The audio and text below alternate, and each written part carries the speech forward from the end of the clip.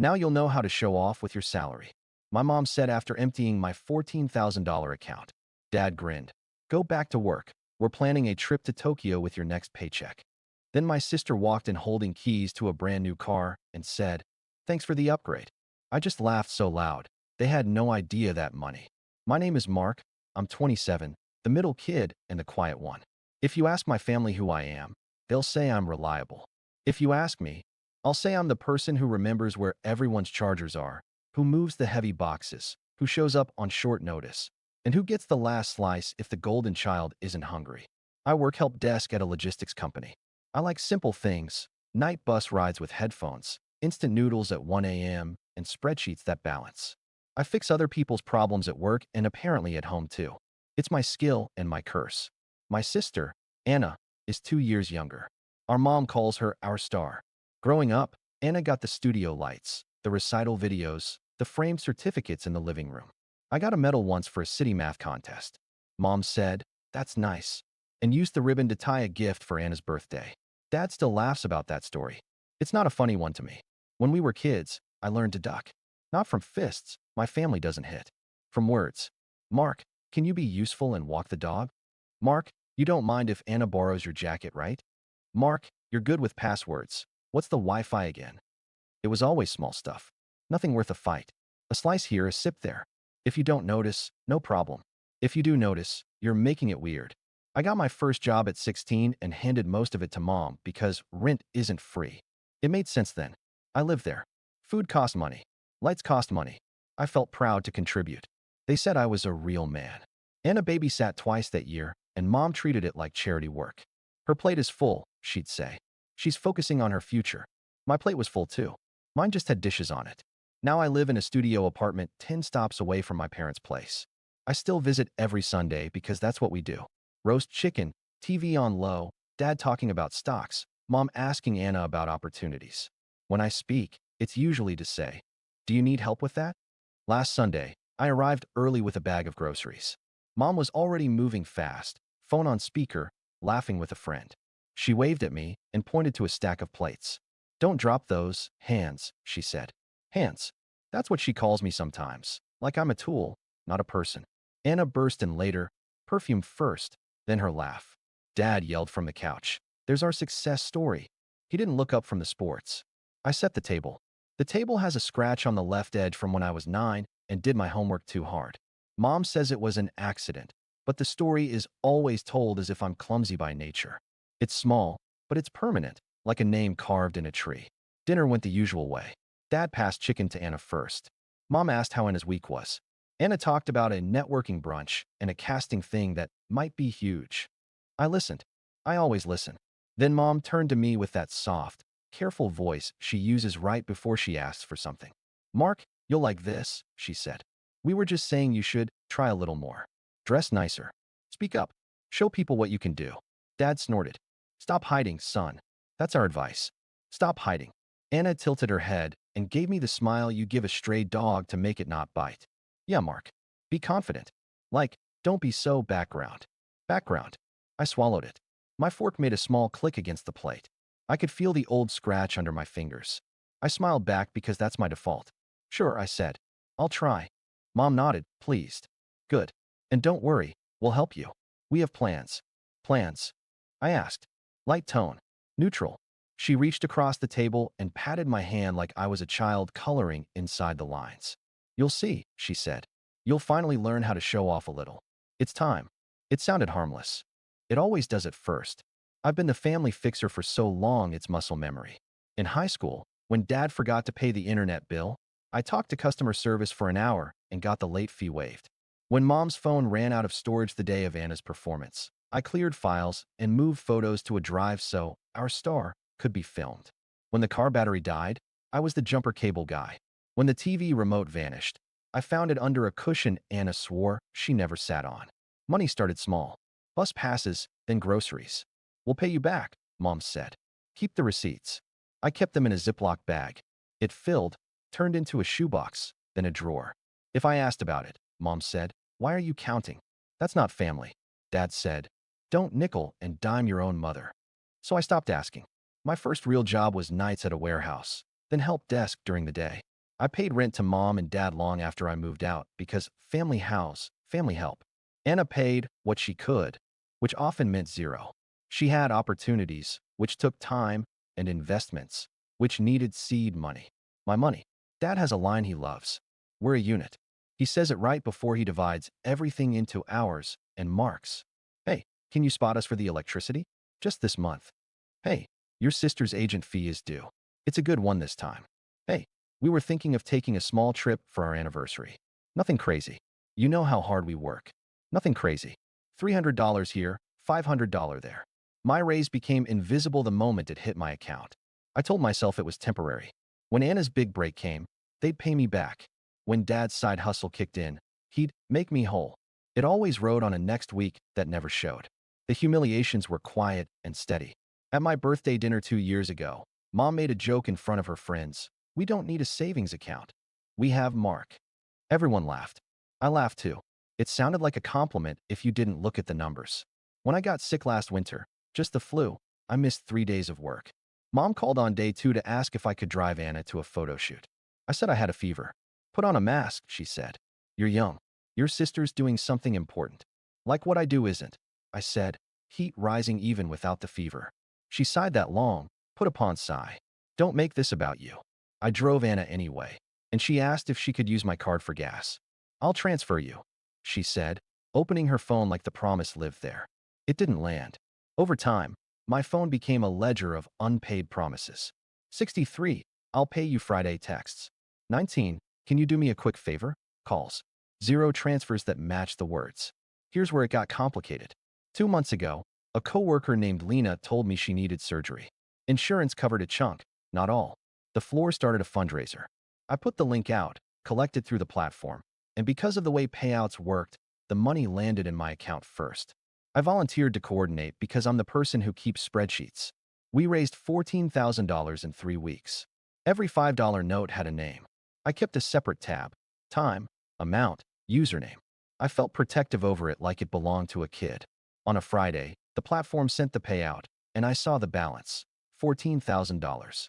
My plan was simple: transfer it to Lena on Monday, right after the funds settled in my bank and the fraud hold lifted. I took screenshots. I set alarms. I triple-checked the routing number. I slept better that night than I had in months. Doing good felt like breathing real air. Saturday, I visited my parents. The dinner with the plans. I didn't mention the money because it wasn't mine to mention. I plugged my phone into their kitchen charger while I chopped vegetables. Mom asked for my password to connect the Wi-Fi to the TV. I typed it in, the usual muscle memory tap. There was a moment, a flicker, that I ignored. An open door I didn't see as an open door. Sunday morning, I woke up to 3 missed calls from Mom and a new message: call me when you wake. Big news. I smiled at it, half asleep. Maybe Anna got a part. Maybe Dad finally sold the old sports cards he keeps under the bed. The collection he talks about like a retirement account. I made coffee. I planned to send Lena a "one more day" text just to reassure her. It felt like a clean, hopeful morning. Before I could do any of that, Mom called again. Come over, she said, bright, like confetti. We're celebrating. For what? I asked. You'll see, she said. We're something nice. That word again. Nice. Show off. Plans. I put on the good shirt that makes me look like I iron, even when I don't. On the train, I watched a kid press his forehead to the window and laugh at his reflection. I tried to match the feeling. I tried to be part of a happy story. I stepped into my parents' apartment, and for the first time in years, they looked like they were winning. Balloons hung in the kitchen. Dad had on the grill master apron he wears when he wants to look busy. Mom caught my face in both hands like I'd just come home from war. There he is, she said. Our boy is finally living. Living, I echoed. Dad clapped my back. Sit down, son. We did a thing. My stomach did a slow turn. What thing? Mom pulled me toward the table and slid her phone over.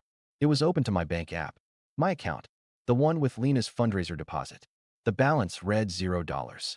I didn't understand the number at first. My brain tried to rearrange digits that weren't there.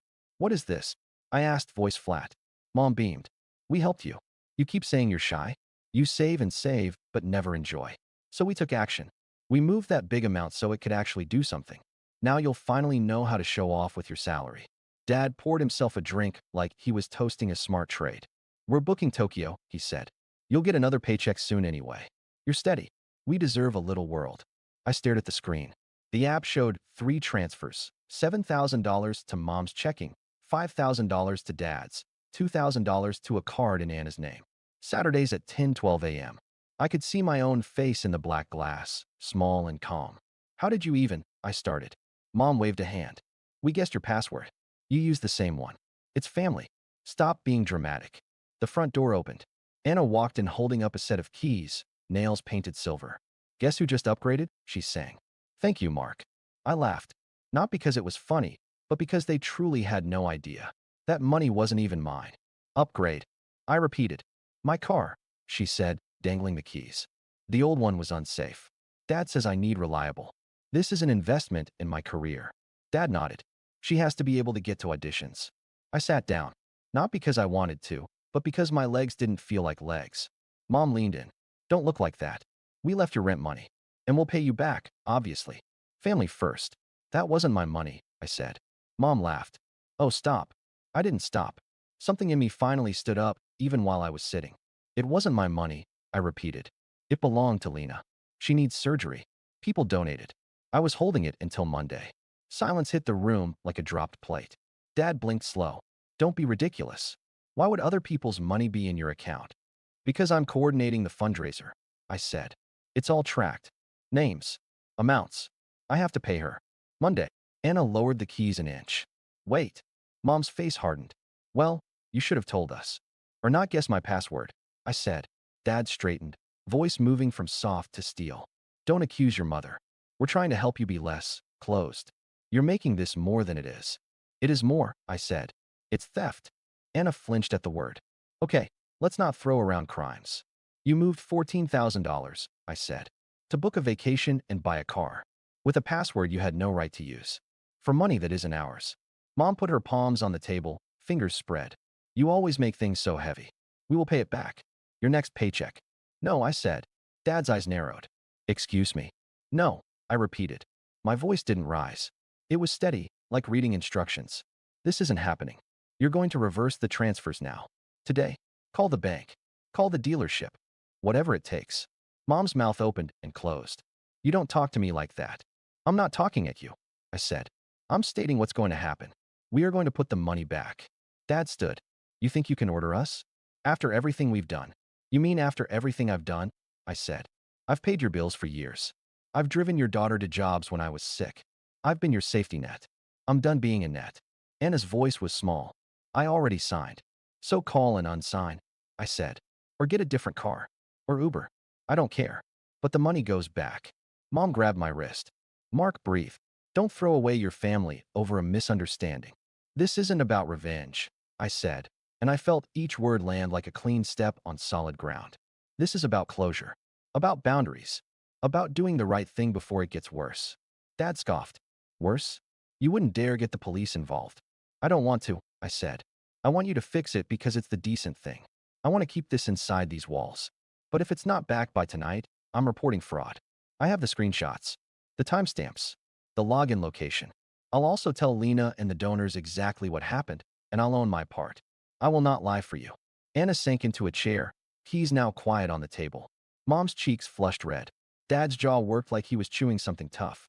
9, I said. What? Mom asked. 9 hours, I said, checking the time. That's how long you have before I start making calls. I stood up. My legs worked again. Anna looked at me. Mark, are you serious? For the first time in a long time, I said. Yes. I left their apartment at 12:14 p.m. At 12:16 p.m., Mom texted. Don't be impulsive. At 12:18 p.m., Dad called.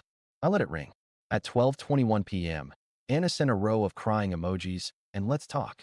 At 12:30 p.m., I told Lena the truth. I didn't dress it up. I called, voice shaking, and said, I messed up. I kept the funds in my account for the weekend, and my family accessed it without permission. I am getting it back today. If I don't, I'll take a loan. You will not go without because of me. Lena was quiet, then said, Thank you for telling me. Do what you have to do. My pre-op is Tuesday. The trust in her tone hurt more than yelling would have.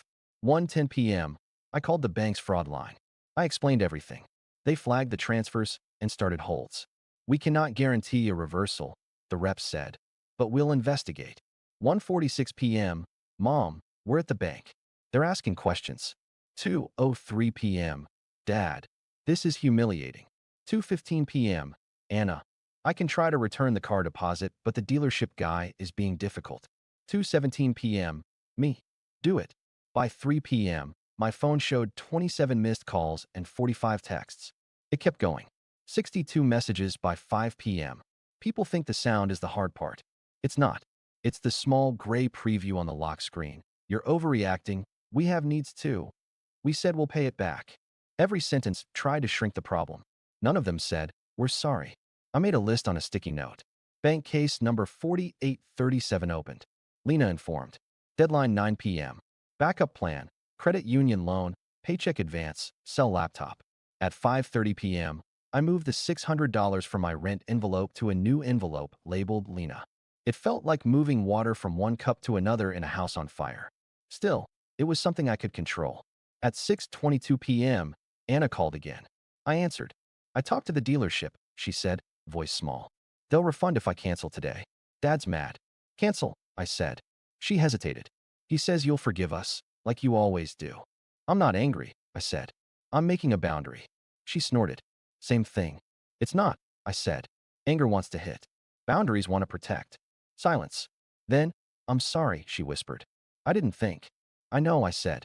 Start thinking. 7:05 p.m. Mom texted a photo of a teller window and the words, we're fixing it. 7:12 p.m. Dad, you forced your mother to cry in public. 7:30 p.m. Anna, deposit reversed. Screenshot attached. At 8:18 p.m., my bank app updated. $5,000 back. At 8:26 p.m., another $2,000. At 8:41 p.m., the last $7,000. The $14,000 sat there again like a kid found on the sidewalk and brought home. I didn't cry. I didn't cheer. I took 3 screenshots and sent them to Lena with the line, we're good for Monday. Again, I'm sorry. She sent a heart. That tiny red shape felt heavier than all the calls. At 9:02 p.m., Dad called. I answered. You happy now? He said. I'm relieved, I said. You made us look like criminals, he said. You look like people who made a bad choice and corrected it, I said. That's the best version of this. He huffed. Your mother says you're cutting us off. I'm not, I said. I'm changing the rules. No more passwords. No more loans. No more surprise family taxes. If you need help, you ask. If I can, I'll say yes with a number and a date. If I can't, I'll say no. No more guilt. No more jokes about me being a bank. And if you ever access my accounts again, I press charges. You'd send your own parents to jail? I'd protect other people's money and my own, I said. And I'd protect me. He tried one more thing. After all we sacrificed for you. I stared at the far wall of my apartment, the cheap clock ticking. I know what you sacrificed, I said. I was there. I'm grateful for basics. You fed me. You housed me. That was your job. My job is to grow up and take care of my life. Not to fund your lifestyle. We are even. He hung up without a goodbye. For 3 days, my phone was a weather report for a storm I wasn't standing in. Missed calls, long texts, voicemail speeches. Mom tried sweet, then mean, then sweet again. You broke my heart. You're ungrateful. Come home for dinner. I made your favorite. Dad stuck to grunts typed as words. Whatever. Fine. Remember who you are. Anna sent updates about looking at a used car within her budget and proof that she canceled the dealership contract. She also asked if I could still help her compare rates. I told her I could send a link to a calculator. That was it. I changed my accounts, set up new passwords, added two-factor with a physical key. I moved the fundraiser money to a separate bank entirely and scheduled the Monday transfer. I switched the charger in my parents' kitchen for a $5 one from the pharmacy and wrote marks on it in Sharpie. Petty? Maybe. But it reminded me that I could label things that were mine. Lena's surgery happened on Wednesday. I sent flowers from the group with a card that said, from everyone who believes in you. I signed my name last. At 4:18 p.m., her sister texted, surgery went well. I closed my eyes and let my shoulders drop. That was the first real breath since Saturday. By Friday, the apartment felt different. Quiet, but not empty. No scramble. No dread. I made a simple routine and stuck to it like it was a new job. 7 a.m. Stretch, coffee, short walk. 8 a.m. Work. Lunch, eat something with colors. After work, 30 minutes of cleaning or laundry, then a book, no screens. 10:30 p.m. Phone on Do Not Disturb. The numbers changed too. Not just in my account, but everywhere. The drawer with old receipts became a trash bag. The shoebox of IOUs became space for socks. The sticky note list got shorter. On Sunday, I didn't go to dinner. I sent a message Saturday night instead. Taking a few weeks. I love you. Talk soon. Mom sent 13 question marks. Dad wrote fine. Anna sent proud of you. The apartment stayed quiet. It felt like losing something. It also felt like finding something I'd never held before. I didn't cut my family out of my life. I just stopped letting them stand in my pockets. A week later, Mom asked if I could come by just to talk. I said I could meet at a cafe at 2 p.m., 1 hour, public place. She showed up with an apology cake and a heavy perfume cloud. I overstepped, she said, eyes shiny. I thought I was helping. I didn't think it through.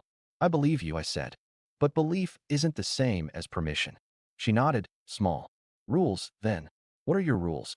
Simple, I said. No passwords. No jokes about me being a bank. If you need help, ask with a number and a date.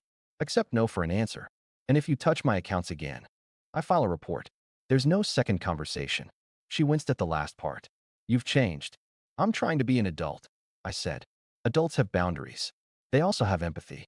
I will help when I can. I won't when I can't. I'll never help if it means hurting someone else. She looked at the cake box. I can live with that. Dad took longer. He sent a single text 2 weeks later. We're grilling Sunday. I replied, maybe next time. He wrote back, we miss you. It was the most honest thing he'd said in a while. Anna and I text like normal people now. She sends me a photo of a dented, older sedan and writes, meet Bessie. I send a link to a video on how to check oil. She sends a screenshot of her budget app with real categories and real numbers. I send a thumbs up. She doesn't ask for gas money. I don't offer. It's peaceful. I kept my routines. I added things. A free community class on basic car maintenance. A savings account titled Mark for Mark. $50 every paycheck, no matter what. A rule. I don't explain my hobbies. If I want to learn to bake or take a bus to the beach and sit, I do it, and the story ends there. I think about that moment at the table, the silence after I said the money wasn't mine. If I poke it, I can still feel the old reflex, the urge to soothe, to say it's okay, to pretend the numbers didn't matter. I let the urge pass. I remember the donors, the list of names, the way $5 stacked up next to $25 and became hope. I remember Lena's sister's text. I remember my own breath after. People love to say family is everything. I agree. Family is also people. People need rules. Love without boundaries is just noise. So here's my final note to myself, and to anyone who needs a stranger's permission to do the thing that looks like betrayal, but is actually repair. I won't be the background anymore. I won't be a wallet with legs. I won't trade peace for approval. I can love you and say no. I can help you and still keep what's mine. If you call me selfish for that, fine. I've been called worse things for trying to be good. This isn't about revenge. It never was. It's about closure, the kind that lets everyone grow up. And if anyone asks how to show off with a salary, I'll tell them the truth. The best flex is a boundary. The rest is just noise.